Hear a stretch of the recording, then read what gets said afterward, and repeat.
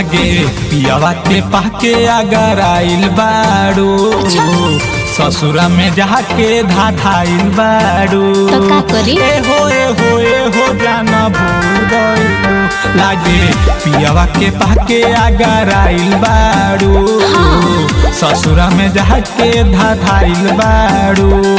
ना हो सबू के वर सब पसे लपी डालाता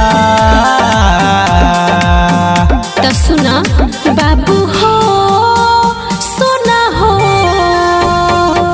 तोहरा से बेसी मजा पिया में भेटाता तोहरा से बेसी मजा राजा में भेटाता तोहरा से बेसी मजा राजा में भेटाता म्यूजिक बाय उपेंद्र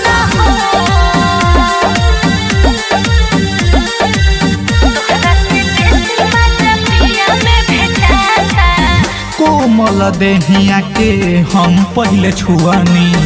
ओह घरी कहलू कि जान तर गईनी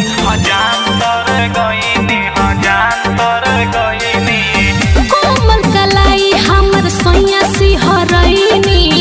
उनका प्यार में हम सब भूल गईनी हाँ सब भूल गईनी हाँ सब भूल गईनी तोहरा से दूर होके अब न रहाता बाबू हो सोना हो तोहरा से बेसी मजा पिया में भेटाता